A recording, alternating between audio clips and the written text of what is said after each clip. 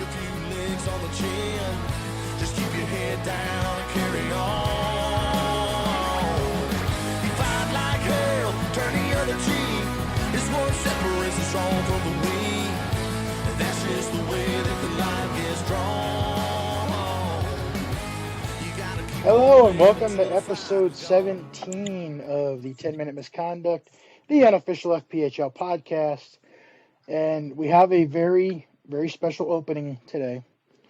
I'm sure as everybody who's watching has seen all this week and last weekend, we were holding a fundraiser for fire relief for a member of our family who lost everything.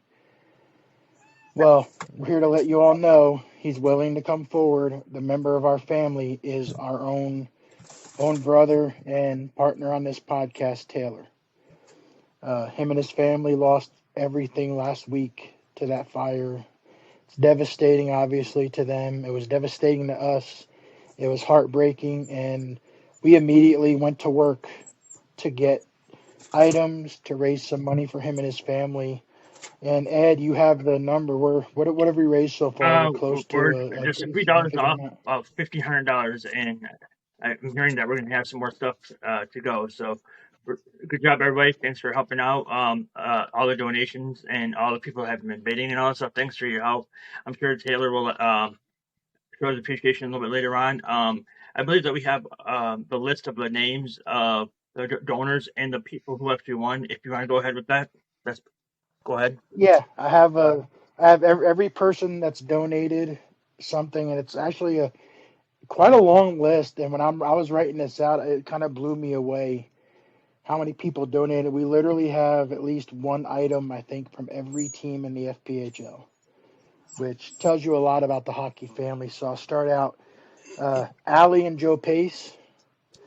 We actually had a couple fans, Casey Sharp and Bill O'Brien, donated. The Hussey brothers, MJ Graham, Josh Pietrantonio, Jay Croup, the original Goon, Doug Smith, Declan Conway, Tyler Jurich, Justyce Smoke, Matt Graham, Harley White, Daniel Amesbury, Parker Moskell, Alex Gallant, Anna donated, and Ed also donated some coffee. Every single one of those people donated something to help Taylor and his family get back on their feet. And our winners were Shannon Marshall, Penny Page, Laura Main, Michael Singleton, Doug Page, Emily Combs, Ashley Newton, Hannah Lawson, Allison Wentz, Clayton Kemp, Guy Hutcherson, Julie Allison, Lee Marion, and Anna Parrott. And I just wanted to say, not only am I blown away by the generosity of everybody that was able to donate, Taylor, my heart just goes out to you. You've been such a great friend, a family. Like, I consider you all family, and I truly cannot imagine what you have gone through. I really can't. And I'm going to give the floor to you. First and foremost, I do want to. I want to give my complete and utmost gratitude, my gracious heart to each and everybody that has donated and everybody that has contributed. Last Wednesday, I was at work, and I don't know if everybody knows, I serve the community in the funeral industry, and I was at work, and I received a phone call, 2 phone calls back to back. The first phone call was in the sense of something's wrong, don't panic. So 5 minutes later, I received another phone call. Lost everything. The dogs managed to escape through the door. You know, the dogs literally chew through the door, and they saved themselves. But anyway, I'm not one to ask for help. I have a little bit of pride, but I do appreciate the hockey community, my brothers and sisters whom don't even know me, whom I don't even know. some of the co-hosts that I haven't even met yet in person, they didn't even hesitate. And to me, that speaks volumes for the hockey community. We're in the process right now. We're in a hotel, and we're in the process right now of getting another home. And I mean, obviously, the grind don't stop. I have to continue to work, and I have to continue to provide for that little girl. I mean, we literally lost everything except for the clothes that were on our back and my hockey gear and my dogs. You know what I mean? So just And I just want very to make I thankful. want to make it clear. I want to make it clear to everybody too. Taylor didn't ask us to do this. We did this without asking him In because fact, when he found out, he did not that he didn't want help. It's a lot to take in, and I think it's a lot to process. It is. It's how you shock, yeah, initial shock, you know. Oh yeah, it was very much of a shock, and like they said, I didn't even ask. They just told me, they said, we've got you. And 5 minutes later, they were getting items to auction, and players were, reaching out, organizations reaching out. Uh, Doug Smith, he was a player. He was actually a skater for my grandfather with the original Thunderbirds. I mean, what more could you ask? I mean, I feel like it's a complete 360 here for the hockey community. Literally, when Doug Smith was playing hockey in Winston and everything, I was still a young buck, and I think he taught me how to skate. Him and Bruno and Trevor Steen and everything. So it's a beautiful sight to see. It's very humbling, and I mean, words will never be enough. yeah. I mean, Doug. When I messaged Doug, he probably answered me within 5 minutes, and I was like, absolutely. There wasn't a single person that we reached out to. Some of them might not have seen our messages. Nobody said no. That's And the fact. yeah, when you told us about this, Taylor, the first thing that popped in my mind was, well, we're going to do another fundraiser.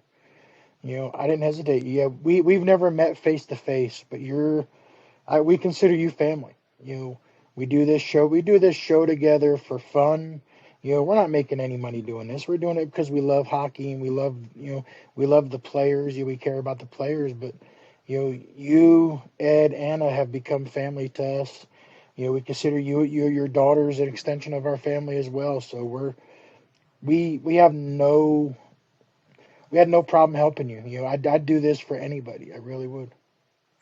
And certainly the roles reversed. I mean, it it definitely shows you who's in your corner. You know what I mean? It's a beautiful sight to see, and I mean, hockey communities help me. My employer has even come to me and helped me. I mean, there's so much more to be blessed. There's so much more to be grateful for. Yeah, I lost everything that I've worked for my entire life, but I've got people that don't even know me, that I don't even know. People that are coming to me asking me what they can do for me. I mean, I it's very breathtaking. Like, it's just, hell, my dogs are even like getting spoiled in this. You know what I mean? I think they've got like 150 pounds of dog food they're sitting on right now. Good. I love to Yeah. hear that. We're also hoping we're gonna start arranging for items to be picked up and shipped out. And as soon as that happens, we're asking everybody that receives their item, send us a picture with your new item. We've only had one negative comment, and he means absolutely nothing to anybody. Exactly, like we would never make something like this up. And from the show to you, Taylor, we wish you the best of luck, and we are always going to be here for you, man. Yeah. I truly appreciate it. But then I There's will ask always the light at the people. end of the tunnel. It doesn't matter. Yeah, and I'll ask the people that won. please be a little bit patient. Maybe Monday or something. If you haven't heard back, just shoot us a message or an email. Let us know, because we're only human. Things can get lost in the shuffle, but we're gonna do everything we possibly can. Everybody's gonna get your stuff. That's a guarantee from us. Even if I have to hop in my car and drive 1,000 miles somewhere, to get it myself out and come deliver it to you personally, I'll do it. So you guys know we're going to be hanging out and talking to Josh Pietrantonio. He's the captain of the Columbus River Dragons. Really quick before we get into talking with him, we just wanted to cover the Delaware press conference. First, they do have a petition. It's on our Facebook pages. It's on Delaware's page. If you guys can't find it, shoot us a message and we'll send you the link. But right now they've got about 2,000 signatures. And more or less, like, the short and skinny was the GM for let me get the name correct. Is it the fairgrounds? Yeah, he runs the fairgrounds, I guess. Yeah, for that facility. The GM does not want to renew, and Delaware Thunder wants to stay and renew the lease for 2 years. The mayor of Dover has been speaking with them to try to get some type of a civic center or coliseum up in Delaware so that they can play hockey over there. But it's going to take 2 years for that project. So they are having to shop around. They don't want to leave the state of Delaware, but if they are absolutely forced to, it looks like that might be the other option. But I think as hockey fans, we can say we would like every hockey team to stay in the league and more to come. So go over there. I don't care what team you're a fan of. I think everybody in here has signed it. Just go take the 2 minutes, give them your signature. And one thing that they said, what can fans do, is sign the petition. You can reach out to your local representatives. You can write your board of directors at the Delaware State Fair. You can also continue to come out and support them till the end of the season. So all that information's on the Delaware Facebook page too. Yes, and you can also go back and watch that press conference on their YouTube channel. So our thoughts are with Delaware, and we'll just keep you posted as soon as we find out anything. And all right, let's get into Josh Pietrantonio. Let's welcome him to the show.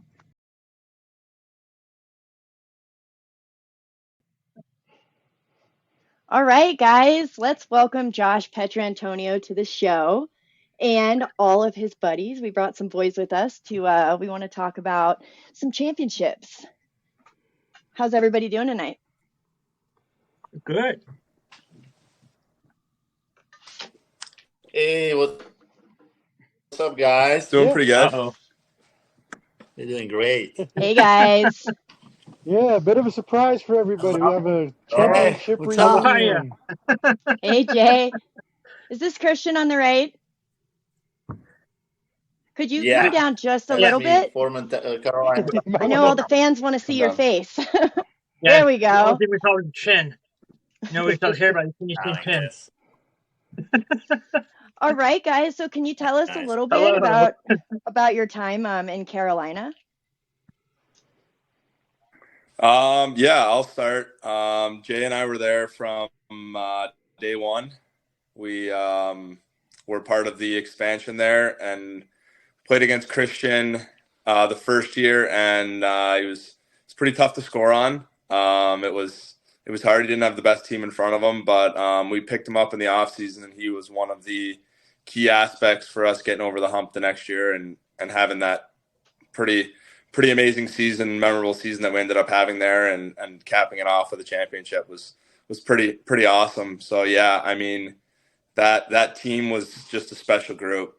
We were about half Europeans and half North Americans, I would say. Oh, wow. And there was really no separation in the locker room. Like, I know sometimes you get cliques and stuff like that, but we had one goal and one team, and everybody was pretty close, and it was a lot of fun going to the rink every day, that's for sure. Nice. Well, how would you compare that season with what you guys have going on right now? I mean, obviously that was a special year. Carolina was almost unbeatable that year.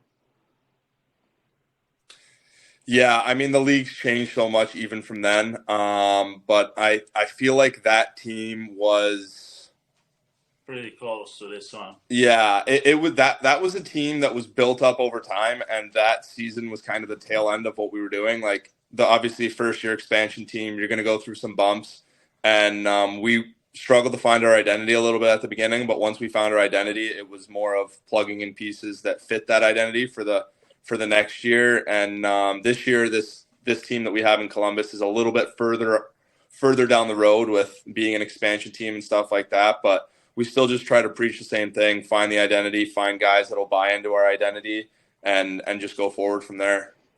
That's not Pav. You came in here late in the season. What was it like walking into that locker room? And you obviously had Petro and Krupi there, maybe kind of smooth things over. But when you walked in this locker room, what was your first thought?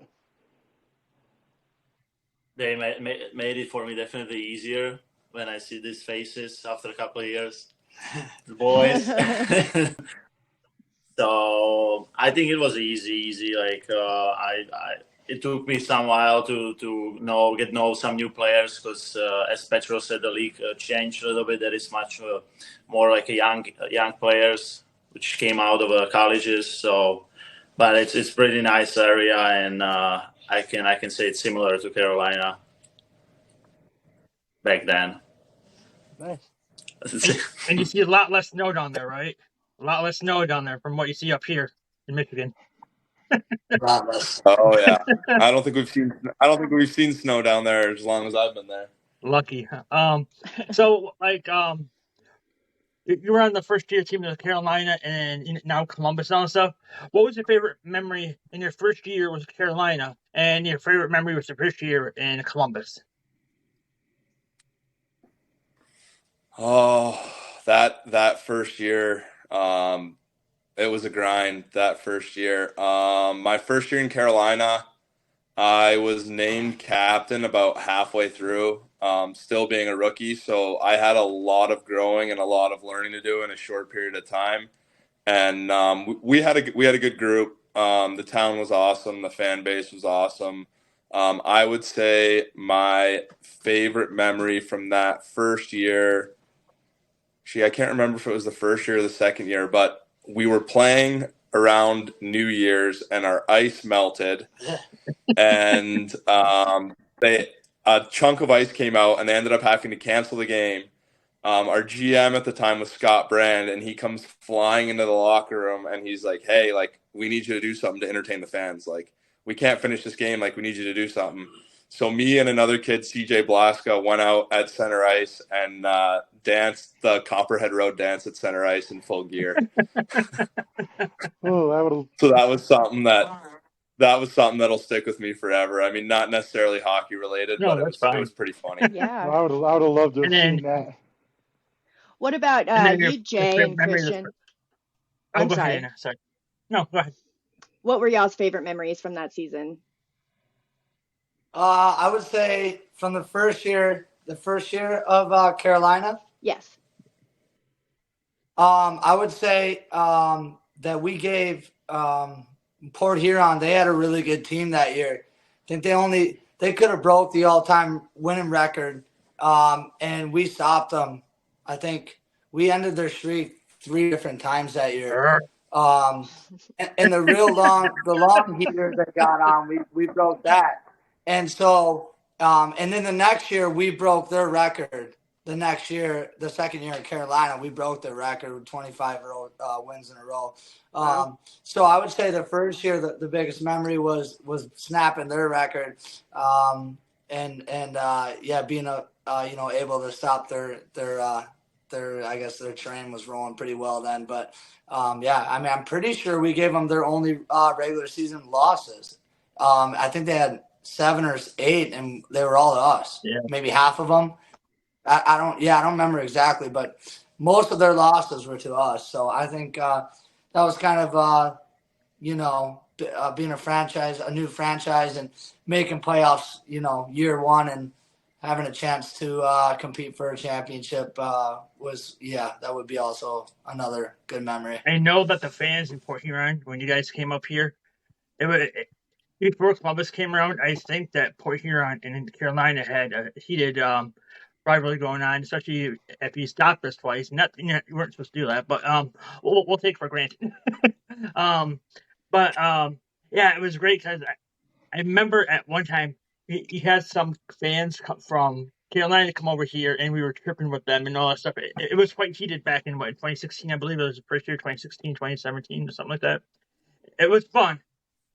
Then we had like what North Shore Nights that was that year or the year after that. I didn't know why they were numbered, but Yeah. whatever. That was something. Yeah. I'm gonna write books for that team one day. What it was a home team that had like 8 different homes or something like that. Yeah, and we've been traveling for the games on the vans without driver, without coach over the borders. Nobody was speaking English. I had Japanese. That was hilarious. Yeah. Well, I gotta say, this year for Columbus has been pretty special for you guys.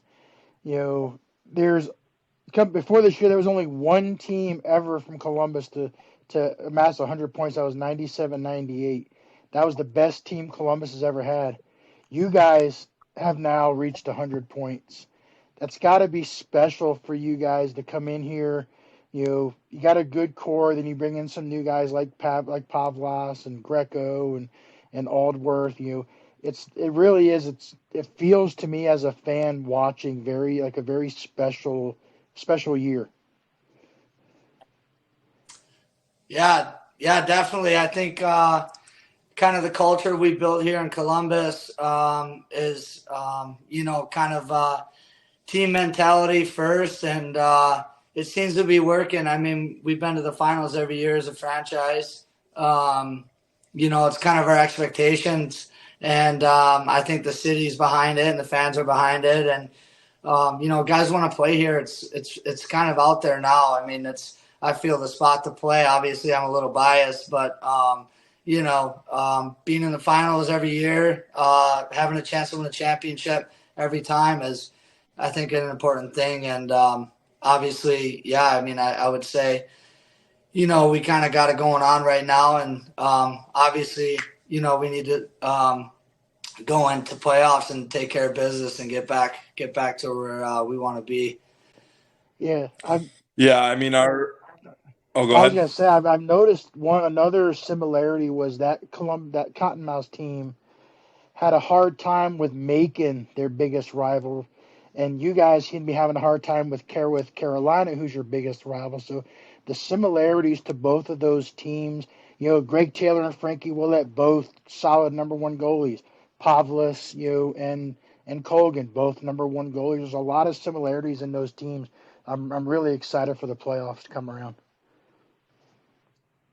Yeah, I mean, we are too. It seems like we're coming together at the right time here. I mean, every team's going to go through some ups and downs. And I mean, we came out of the gate just absolutely flying.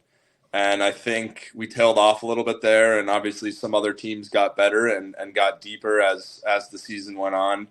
But I think right now, especially, like, we're coming together at the right time. We're having a lot of fun going to the rink every day. Everyone's working hard in practice. And it's just a good fun culture to be around. And being down in Columbus, obviously being a more southern team where hockey you wouldn't think is as prevalent, like the fan base and the attention we get in the town is just unbelievable. It's amazing. It's a great place for hockey. It really is. It's a hockey town. 100%. So I know you touched on it just a second ago, but how is it to play for Ric Flair of the FPHL? Limo Ryan, jet flying, Scott Brand. Uncle Scotty. Jay and I have been with Scott for 6 or 7 years now. Yeah. So we've been with him for a while. So we've got a little bit of a different relationship with him. He is all about entertainment.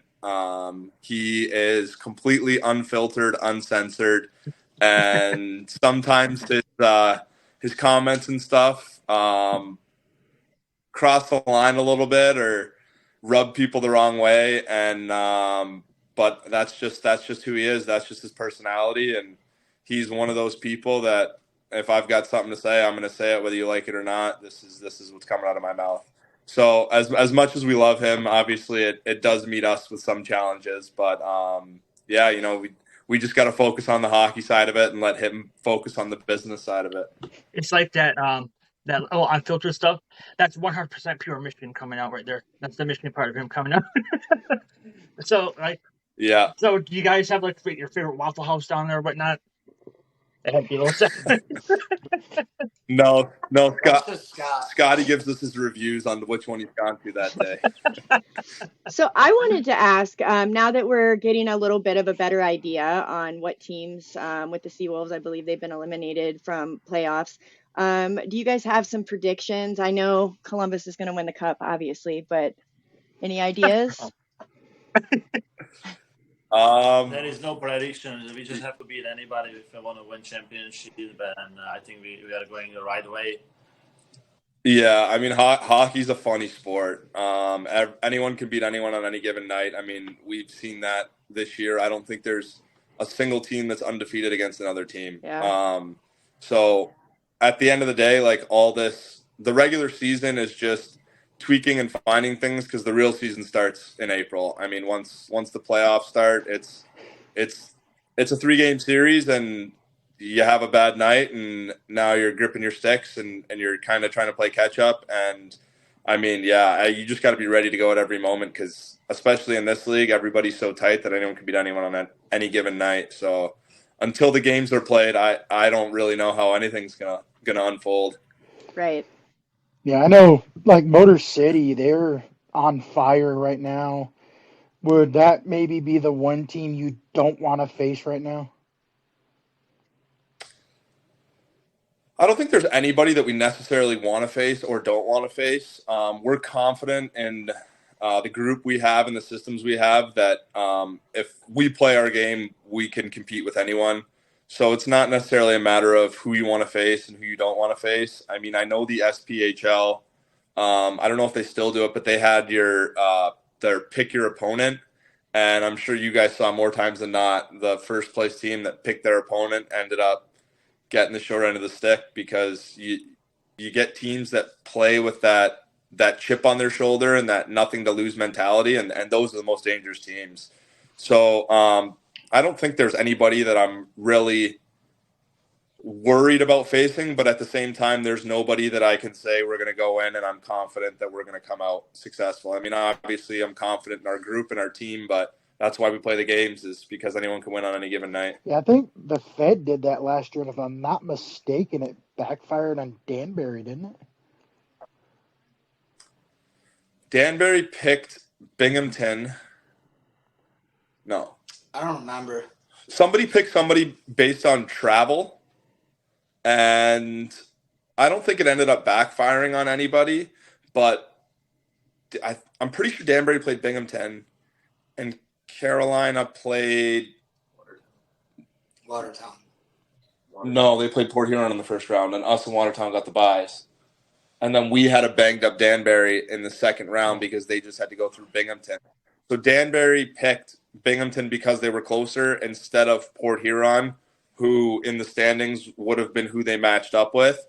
And I think they just honestly ran out of gas against us because that was a 3-game hard-nosed series between Danbury and Binghamton there. Yeah, I think I kind of vaguely remember that. There was, that. So, I mean, it in a way it did backfire on them, but either way, it benefited you guys, right? Yeah. I mean, we were fortunate enough to have that first round bye, and if I'm not mistaken, it was pretty quick turnaround. Like, I'm pretty sure they played throughout the week and then had like a day or two off and then came down here or we went up there, and it was like there was no time to recover from that series for either of those teams. Yeah, so that was a grind. I think Wednesday, Thursday. I think the last game that Danbury and Binghamton played went into overtime too. So it was like overtime. I think the last two did. Like midnight. I believe the last two did. Yeah. Yeah, and I think the format's going to be a little bit more suitable for all teams this year, with nobody getting a bye and everybody playing that first round and having the weekends set up the way they are. I think it'll be more of an even playing field rather than having teams have buys and that kind of stuff. So it's going to be an interesting playoff. So I'm excited for it. Well, real quick, Thanks. speaking of the Go ahead. format, would you rather have a best of 5 or do you like the best of 3? You stole my question. Oh, sorry. Ideally, I would say best of 5. The longer series goes, the more likely you are to have quote unquote the better team come out on top.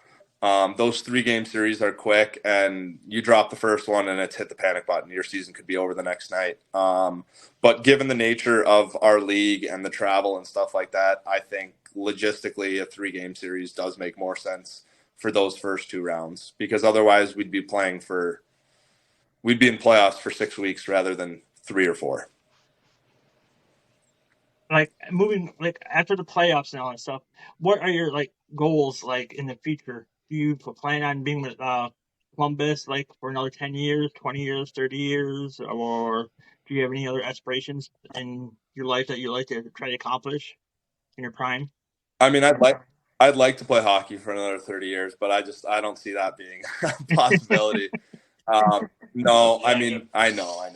No, for me, once I'm done playing, I'm probably going to get into either the medical sales field or pharmaceutical sales field. I went to school for that, and I think once my playing days are over, I'll kind of veer away from hockey a little bit and kind of start a new chapter of my life. And I mean, I'll always have love for the game, but for me, I feel like right now when I go home, everybody knows me as the hockey player, and as fun as that is and as cool as that is, I feel like I have so much more to offer than just being a hockey player. So for me, once my playing days are over, my hockey chapter is going to be put on the back burner for a little bit. And maybe like some sports management, maybe like there's Chattahoochee down there, maybe. No. I'm probably going to get out of sports altogether for a little bit and kind of reset. Yeah. Respect. Getting Lee back in. Sorry about that. So, yeah, I know the boys are waiting to get to dinner, so I don't want to keep you guys too long, but it's been absolutely incredible. I'm so glad that you guys stopped by. And just as a final question, what did you guys do the night that you won your championship in Carolina? How did you celebrate? If you can tell the story. If not, I totally understand. Well, we broke the cup. I'm sure that's out there. Yeah. The cup didn't make it 24 hours. I remember distinctly. I'm not going to say who it was. We won it in Elmira. We went back to the hotel. We were partying in the hotel, and somebody was walking through the halls in the hotel with the cup in their hand, throwing it up and catching it, and throwing it up and catching it, and then threw it up in the air, and someone called their name, and they turned around and said, "Yeah." And next thing you know, the cup comes crashing to the ground, and the top rolls off, and that was the end of the original Commissioner's Cup. So now there is a new trophy in place. So I won't say who it was. Is the person in the room? Is the person in the room with you? I'm guessing he has a beard and he's wearing a white hat and a blue shirt. It's possible. I'm not. You're good at guessing. I'm not going to say who it was. For some reason, that's a great story. I didn't know that little tidbit. Yeah. So that's a really cool for some story. reason, when you're telling the story, I'm picturing Croupy going, "Hey, Croupy, huh?" Yeah, that's actually exactly how it went. Yeah. But no, we partied up in Elmira and then took the bus back, and when we got back into town, there was a bunch of fans waiting at the rink for us, and Croupy was sitting on top of the bus with the cup beside him, and that's awesome. And just we had a lot of fun. Don't feel too bad. Ask Bouchard about the original President's Cup in the SPHL and why there's weird weld marks on one of the handles. I'll have to ask him. Same we deal. Do plan on having. We do plan on having the winning team. Hopefully we can get a handful of guys to come on from the winning team. So when you guys win, we would love to have you guys back on so we can hear how you guys partied after getting the cup. And but yeah, honestly, it's been really amazing. I'm so glad that you guys are able to join us. So thank you so much for stopping by and hanging out. Thank you guys. Thank you. Dozer's here. You can check in to talk about Cool, yeah, let's the say Ignite hey. Cup championship. Hey. You can go to dinner. Ours is dismissed, I guess. Ignite champ only. Ignite champ. You Ignite champ. Thanks, guys. Thank You got to earn a you. championship in Columbus before you get Get out.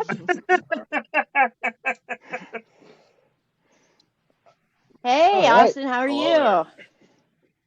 Hello. Oh, not too bad. So we were just kind of hanging out and talking about the good old days in Carolina and what it was like winning the cup there. So what was your experience? I'm in Columbus. In Columbus? It was pretty awesome.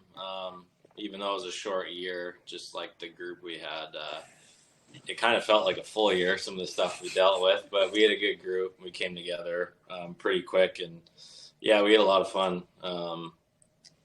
We were able to, I think we were in the room actually for a good chunk of the night, and then Like 2.5 hours. Before we even got in the shower. Yeah, we won that championship in Columbus at home, and there was a nice big party set up for us in the locker room. And I don't think we left the rink until like 12:30 or 1 in the morning after that. Yeah. Yeah, then the restaurant stayed open for Yeah, us. Trevioli's. Oh, that's cool. Yeah. Take care of the boys. Yeah. Yeah. Oh, So we went over there, and we were there till like 5 in the morning. Son, the rooster was. Yeah. We were like, all right, time to go to the golf course. Yeah. I'm guessing you didn't break that one. That was No. Well, It no. was in the ocean for a bit. but- Yeah. We misplaced it a couple times. Yeah, they get lost. We had a pool party the next day at our one of our equipment manager, and he does all of the screen printing for our team at his place. And I showed up a couple hours later. I can't remember. I had to go somewhere, but I showed up a couple hours later, and the boys are just hammered and partying. And I'm like, all right, guys, like, where's the cup? And they're like, oh, it's right there. And I'm like looking around for it, couldn't find it. It was in the bottom of the deep end of the pool. I'm like, oh my God. This is where we're going. And then later that night, we went out to a bar, and all the boys were sitting in the one bar. And I went to the bathroom and left the cup on the table, and I came out of the bathroom, and all the guys were still sitting at the table, and the cup's gone. And I'm like, guys, where's the cup? And they're like, oh, it's right. Oh, we don't know. Well, one of the other guys came into the bar drunk, grabbed the cup, walked out with it, and went to another bar and didn't tell anyone. So we had to go find him, and we go into another bar, and he's like sitting, and the cup's in the middle of a pool table, and like it was chaotic. So and then it went down to Florida for a bit, and it was in the ocean, and that cup went through the ringer as well. Yeah. still in one piece though. Yep, still in one piece. Yeah, a little bit of hey. rust on it. These are the kind Love of it. Good stories I story was to go with the hoping cup. for. A little bit of history, right? It's not rough. It's Always. history. Every team's got a story with the cup, right? Absolutely. That's what makes it so special. So Austin, what was your experience like coming into Columbus that season? Obviously being shortened because of COVID and all that, and only having 4 teams, but I'm sure it's still special to win a championship. Yeah, it was kind of a weird year, but there was a chunk of us that came from Roanoke that were in Roanoke the year before. I think there was 5 or 6 of us. So we kind of had that group, and I knew these 2 clowns before that even. So it was a little bit of a reunion kind of party for a bunch of guys. Like it seemed like everyone on that team knew someone else or from somewhere else. So it was a fun group to be a part of. How? And I guess since I'm from Michigan, I guess I'll ask how did you like your time in Port Huron when you played for Port Huron? I actually really enjoyed it. I had a couple like small kind of stints there, and then I didn't start back the year that Jay was talking about when we had all those win streaks. I was there for that full season. I had knee surgery, and I didn't start playing till December that year. But yeah, we had a really good team.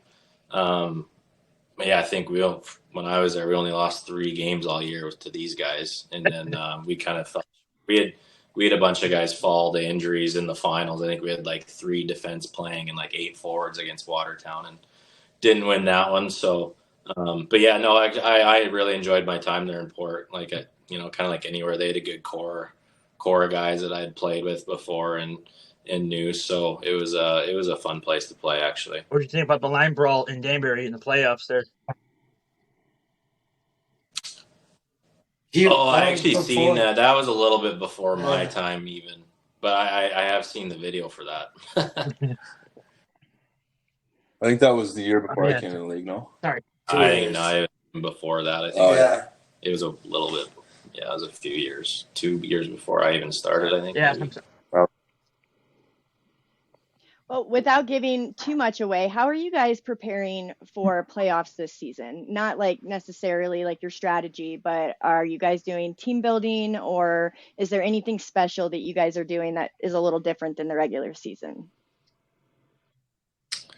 I think right now we're just enjoying the time with each other and trying to spend as much time as possible together. I mean, obviously staying up here this week in the hotel helps guys focus a little bit. Obviously, back in Columbus, most guys have kind of stuff going on the side, whether they have a wife or a girlfriend or whatever it may be. And I think just having this time together up here to kind of focus in and dial in with the group is helping us come together as a team. And at the end of the day, I think our tempo in practice is ramping up a little bit, which is a little bit unusual. You'd think that near the end of the season, practices kind of tail off. But our thought process is we've got such a deep, skilled, fast-paced team that it's very easy for us to push each other in practice if everyone's going 100%. So I think that's kind of been the mentality that we've been taking, like, hey, whether I'm in the lineup or not, I'm going to make the guys around me better, and I'm going to push the guys around me to be the best versions of themselves and the best players. So I think we've got a lot of that going on in the locker room with some of the guys that maybe were used to getting more ice time in past seasons that aren't getting as much now. I think they've done a real good job of finding a role and stepping up and helping the guys that are in the lineup push themselves to be better. So that's something that we've kind of been focusing on the last few weeks here, and I think that's going to help us down the stretch. You guys have a good mix of rookies, seasoned pros, veterans on this team. Does that, having the rookies kind of maybe that young energy, does that tend to maybe push some of the older guys to kind of, step it up a little bit? And I know, we run those guys a show. We make that. We're pushing the pace. I mean, the common thing that I've seen in this league over how the last 7-8 years that I've been in it, the teams that are most successful in the end, all the championship teams, have that core group of seasoned vets, that group that's been together for a little bit, that's been around the league for a little bit. And all these young kids have so much energy and they want to go, go, go, go, go. And early on in the season, you kind of just let them wild and let them go. But now we're getting to a point where they're looking at us a lot more for guidance as to, hey, how do I handle this situation? We know we're getting down to crunch time. You guys are guys that have been there before. I mean, we're very fortunate that half our locker room has won a championship in this league. Between us three, Patches, Kinger, Jammer, Lane King, LaBelle, like there's almost Colgan, half our locker room has won a championship in this league before. So we've got a solid enough group that's won it in different years. And I think the younger guys are finally starting to see, okay, these guys know what it takes down the stretch. We're just going to kind of let them steer the ship and just do our part and keep pushing this thing in the right direction. When you have guys go down with injuries like Underwood and Ozo this week, I'm sure having that, maybe an expanded roster, but having that core of guys you can call on to, hey, they're out, we need you to step up. I'm sure that's got to be a good boost of your confidence knowing, hey, 2 of your best guys have gone down, but these guys that are coming up to replace them, they're maybe just as good. Yeah, I mean, obviously it's heartbreaking to see guys that have put their heart and soul into this game for seasons and all season together with us go down like that. But yeah, I've got all the confidence in the world in every guy on our roster, whether they're in the lineup or not, that can come in and do the job and succeed at the job. And everybody brings a little bit, something a little bit different to the table. So these plug and plays and guys that can come in and maybe bring something a little bit different that teams haven't seen before, gives us the advantage.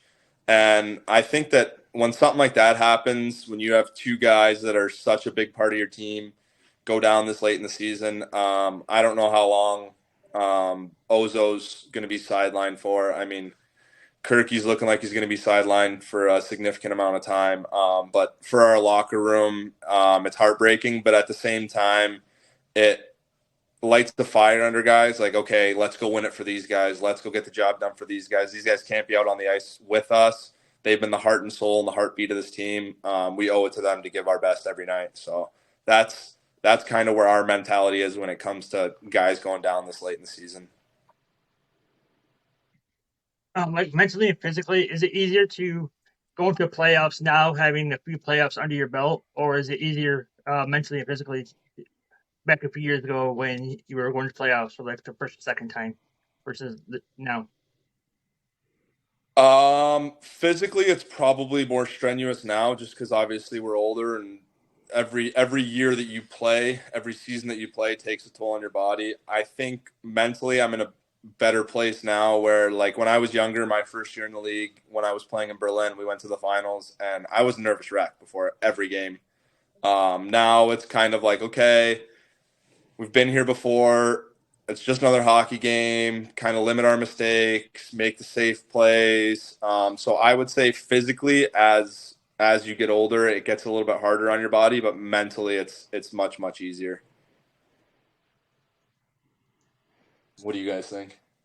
Yeah, pretty much the exact same thing. I mean, going back to before the COVID years, I was in the finals with Port. I was in the finals with Birmingham in the SP, and then the last 2 years in Columbus. And I mean, it's tough on the body either way, but yeah, mentally, you feel like you can kind of just go out there and your mind is a little bit more at ease. Obviously, everything's ramped up, but I think mentally you're just a lot more calm. Following up on that just a little bit there, since you said the SPHL, Birmingham, which league do you like to play and look better, the FPHL or SPHL? I've enjoyed them both. We've been on some not so good teams earlier in my career, and then I really liked my time in Birmingham and in Roanoke. Like Birmingham, we almost won there, and we had a really good group. But I mean, in Columbus, I've loved every second of it.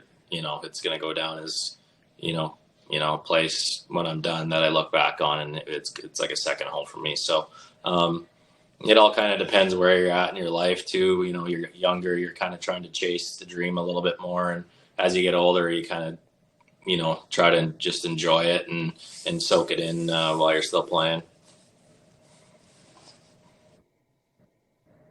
Lee? So I wasn't prepared. I'm just kind of thinking of what you said. So technically, the SPHL and FPHL are both considered single A.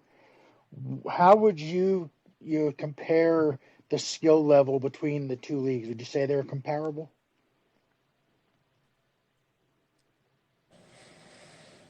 I mean, Austin will probably be able to give a better synopsis of this. I only spent a year in the SP. I would say that the top players in the FHL would be more than fine in the SPHL. I think overall the SPHL rosters are a little bit deeper and the game is a little bit crisper. It's a little bit more fast-paced, passes are crisper. But I think that if you individually plucked guys out of both leagues and plugged them in, I don't think you'd see a big difference. But if you take for lack of a better term, bottom six guy of an SP team and put him up directly against the bottom six guy off FPHL team, I think you would see a little bit of difference there. Yeah. Those, or what do you think? And can we all agree that we love Ryan Devine? What's that? Can we all agree that we love Ryan Devine? Yeah, I mean, I've never played with him. I've only played against him. I respect the way he plays the game.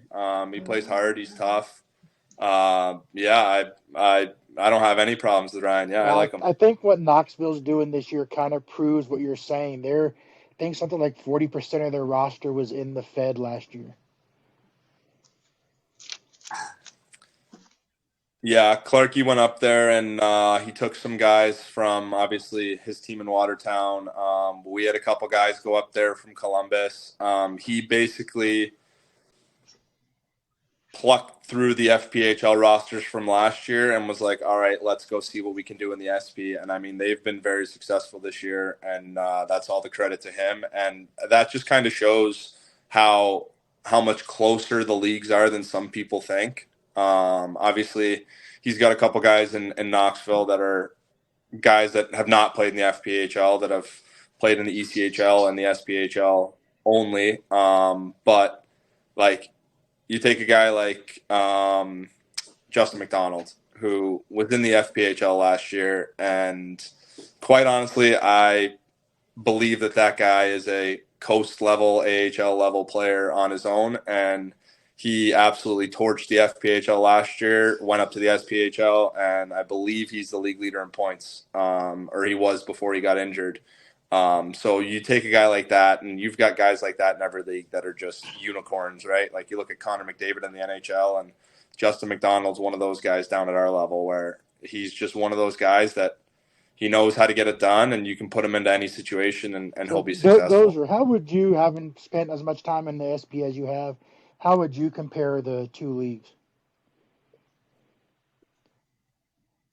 Yeah, kind of like what Josh said. I mean, obviously your high end skill guys in the SP are, they're really good players, and kind of your bottom level, you can take a guy out of our league and throw them in there, and they can do their job. And I think it's just a lot of hockey IQ. It's just like he said, there's a lot less mistakes.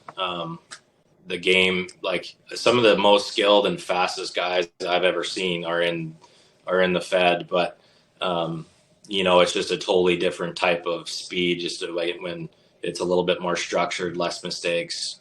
It's just the game speed is a lot quicker. So your mind needs to be up to that pace as well. We had a lot of questions come in from some Columbus fans, and one of the questions was, what is something you'd like to achieve in your career that you haven't yet?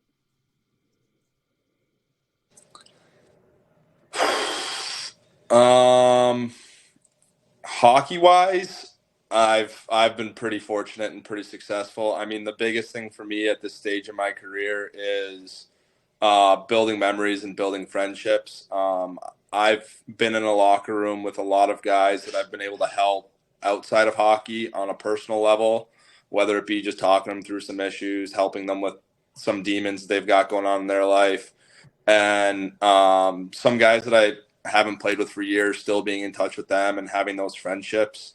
That's been probably the most rewarding part for me. I can go essentially anywhere on the planet at this point, and I'll know somebody within a couple hours of where I am. Somebody that I've played with or somebody that I've played against, and the hockey community is just so tight-knit and small that I'm sure I could, if I was stuck in Europe somewhere and needed to call someone that I had played against at some point in my career, that they'd be more than willing to come hang out and grab a beer and just chat. So for me, at this point in my career, I'm all about building relationships and building friendships and helping guys out with life after hockey, because at the end of the day, like, we can't play this game forever. And once our time comes to an end, I want to know that I was able to help people become better people and better themselves and set themselves up for success in whatever life after hockey means for them. Speaking of the hockey community, you guys were so gracious and generous with your donations to help out with Taylor and his fire relief fund. He's normally a host, but tonight he's actually got a hockey game. So thank you for the things that you guys do for the community. And I think it's pretty incredible. I know my time in Columbus, I got to attend events that you guys did. And I just think you guys are very, very remarkable for the things that you do. Yeah, thank you. We appreciate it. At the end of the day, for us, what we do on the ice is only a fraction of what we can offer the community and the support. And I mean, if we can use our platform and our name and our following to help out other people, I mean, I think that's the biggest blessing this game's brought to all of us. So it's nice to be able to use that platform and use that just to give back. Yeah, we said it in our open. I was blown away. I think we got something from every single team in the league, and you guys came through more than anything. Kroopy, I mean, you came through when we did our last thing, and I was able to win your jersey, which, to me that was awesome. And then, both of you coming through with the stick and the puck, that it means a lot to us, but it does show that, the saying, hey, the hockey family, it does exist. It really, it's not just a saying, it's a real thing. Yeah, absolutely. I think that's one of the special things about hockey compared to some of the other sports is how tight knit everything is. There's guys that have never played together or never even played against each other that you'll run into, and I played with this guy and I also played with that guy, and it's just something special. And I mean, hockey players have something unique in the sense that if we can do anything to help you, we're more than willing to go out of our way to do that. And I think that goes pretty across the board when it comes to the sport in general. It's just one of the principles of the game, and it's something that we take a lot of pride in as hockey players. There was another thing that was sent in that might make you guys laugh a little bit. Actually, a friend of mine, Audra, she's a 110 section sitter, and she's amazing. She put, this is not a question, but please tell him I love him when he uses his stick as a mic and sings along, especially to the song Calling Baton Rouge. Yeah, she's just lucky she can't hear me because I'm about as deaf as they come. I've got my own little pregame ritual where I listen to my music in my headphones, and I tell the guys at the start of each season to pick their stalls wisely because I'm singing in my little corner, and if you're sitting around me, you don't got any choice but to listen to me. And Austin lives with me, and so does Jay, and Austin sits close to me in the locker room, so I'm sure they can both attest to how terrible of a singer I actually am if you get to hear me. Yeah, I'm just far enough. Just when the music stops and the next song is coming on, and then you can just hear him in the corner by himself going off. What is your go-to music before a game? I listen to relatively slow country music before games, believe it or not. Yeah, I'm more of a calm before the storm kind of guy. I've got a playlist with a bunch of old school Taylor Swift, Cole Swindell, Warren Zeders, stuff like that on it that I listen to before games, and it, for whatever reason, helps me focus and allows me to clear my mind of everything else that I could have going on in my life and just kind of relax and focus on getting ready for the game. What is it with hockey players and Taylor Swift? It seems like everybody we talk to, pretty much, when we ask what's on their playlist, inevitably Taylor Swift is going to be on there. What is it with you guys? I think for the most part we like entertaining and putting on a show, and Taylor Swift has some of the most easy to sing along to songs out there. So I think like you put on like Love Story, and I don't care where you are, every grown man is going to be singing along to that song. So I think honestly, I think it's just feel good music that we just feel good about singing. I don't Kroopy's know. in the background right there, like, oh, I God, listen put to me out of zero my misery. What was it you said you listened to, Austin? I didn't hear that. I said I got zero Taylor Swift going on in mine. Oh. Yeah, but if you're at a bar having a couple drinks and Love Story comes on, you're singing to it a little bit. Oh yeah, you're jamming to it. Yeah, that's what I'm saying. Got to belt it out, right? What's in your playlist, Kroopy? I mix it up. I got all of it. Yeah, EDM, rap, System of the Down. I really mix it up because I like everyone getting a touch of what they like in my pregame list. So, yeah, I'm kind of all over the board. Croupie's usually on the speaker, so he's gotta cater to the entire team. The Whereas DJ. Okay. I put my headphones in and kind of do my own thing. Which I'm cool with. I kind of like mixing it up. What would you, over the years, what would you say was either the best prank that you played or the best prank that you had played on you? Oh man, I would say the best prank I've seen in all of the years was probably, I don't know if you guys saw the prank that Rogers pulled on Schmitty early in the year. So to give you guys a little bit of insight about that, none of us knew anything. We showed up to the rink one day, and his whole stall was packed.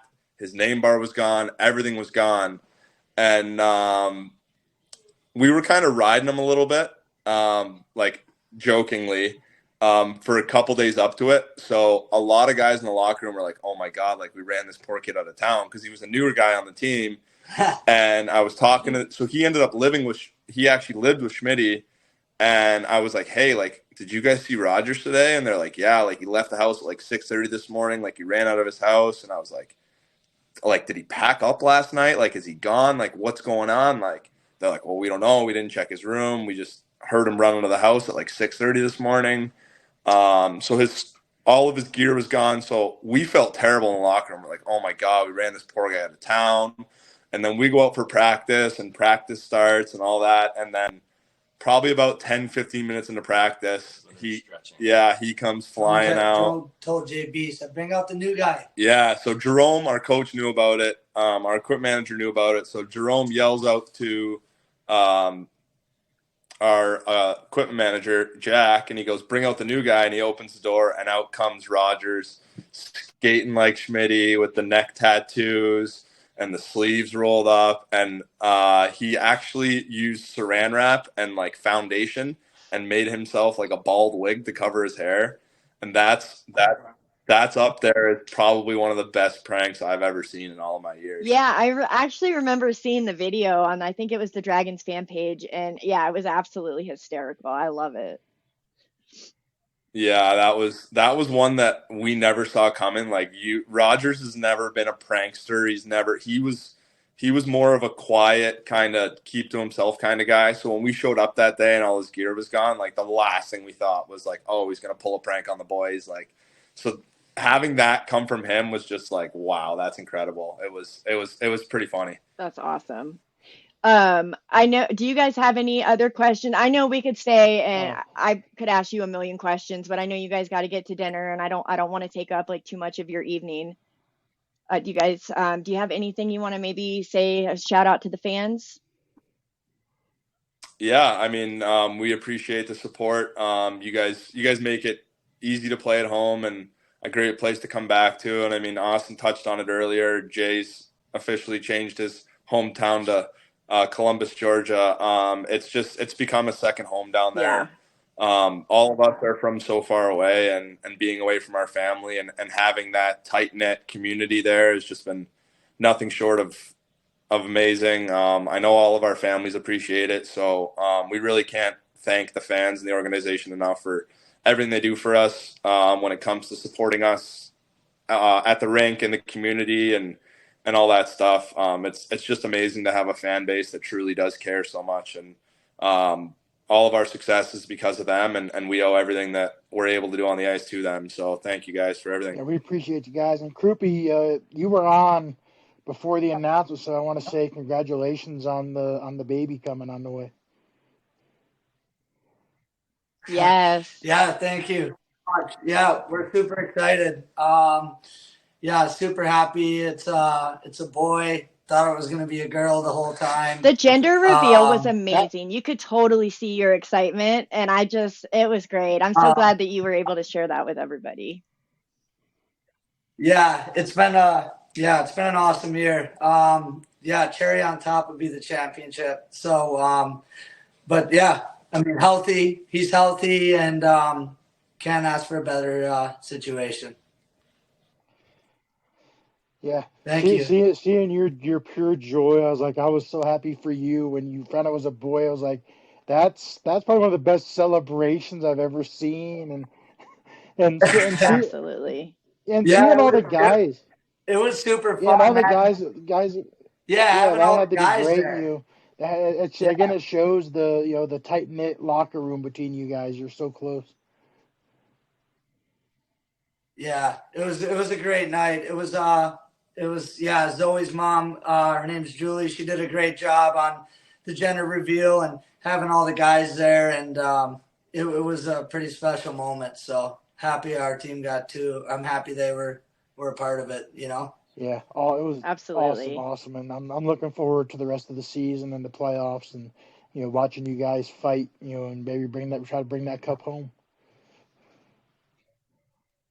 Yeah, thank you.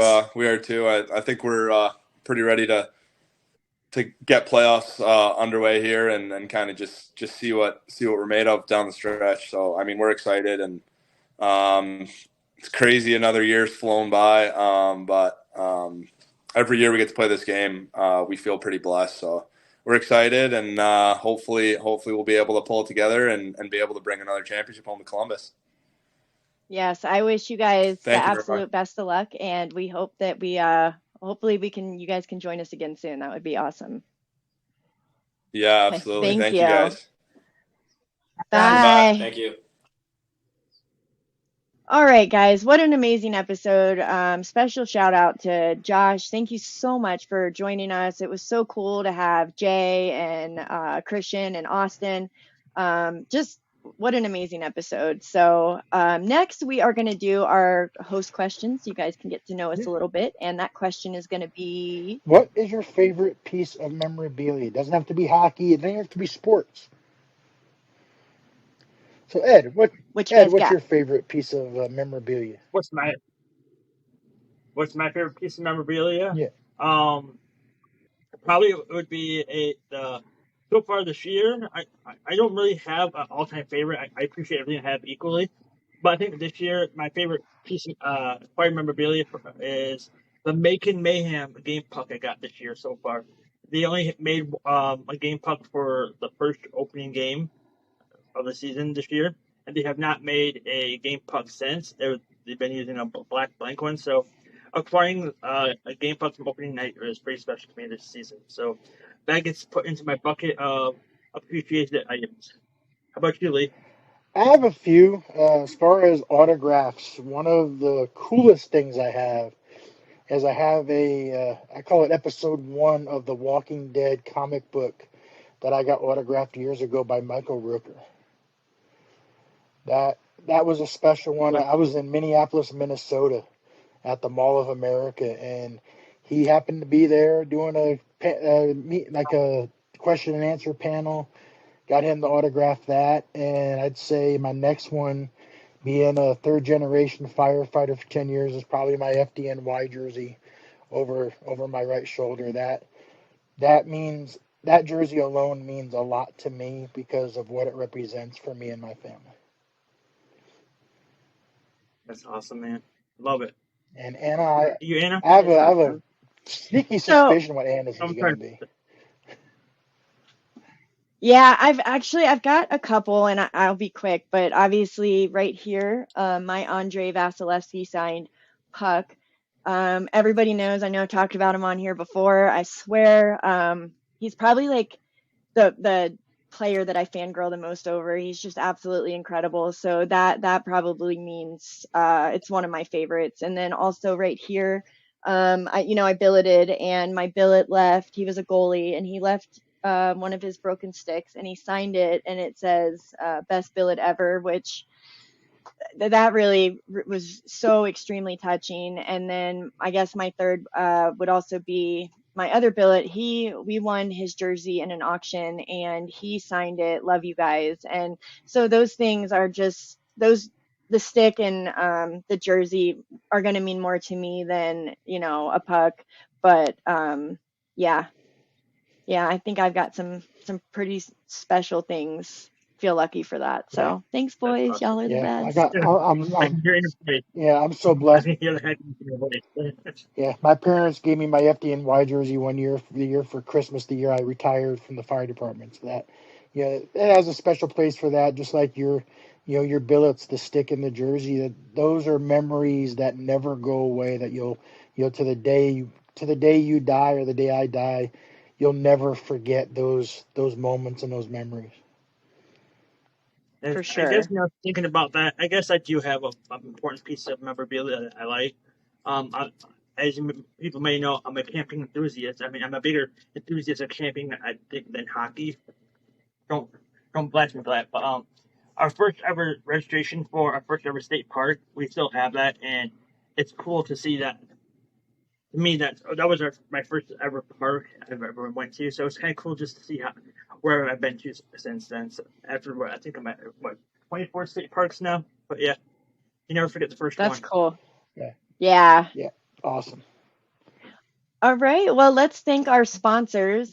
First, we have the Chattahoochee Valley Warriors. They are an amazing organization that gets veterans out on the ice, on skates, learn how to play some hockey. And we have their website in our description, so make sure you check them out. Yes, and let's not forget our newest sponsor, Live Bearded. They joined us last week for the first time. They're amazing beard care products. Like I said, I've been using them now for a couple weeks, and the dry skin from living in the desert, their beard oil has kept it away. It came back the other day, but it's because with my schedule changing at work, it was kind of hectic, and I kind of slacked a little bit taking care of it. But their beard oil eliminates the dry skin, and it has a kind of a warming effect when you put it on.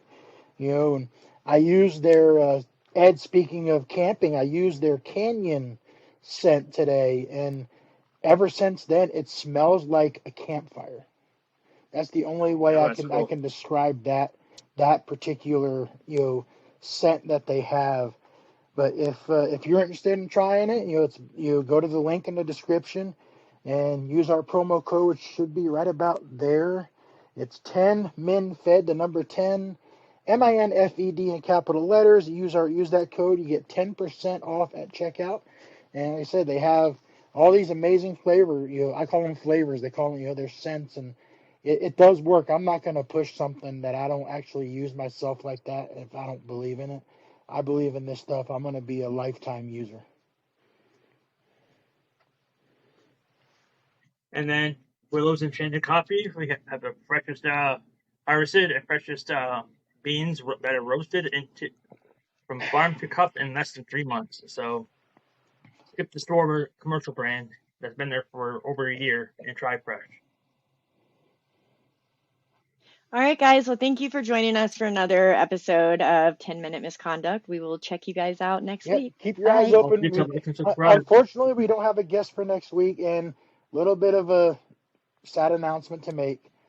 This is going to be my last episode for a few weeks. As I said, my schedule changes at work. I will be back for our live coverage of the playoffs. We're going to be live, folks, for the playoffs. Live streaming. It's going to be fun. You can join us. Yes. We'll watching the game along with you, and during intermission, we're going to be talking about it. So join us. Come playoff time. But playoffs are going to be amazing. It's not goodbye. It's see you later. Yep. All right, guys. We'll catch you next week. Bye. Bye.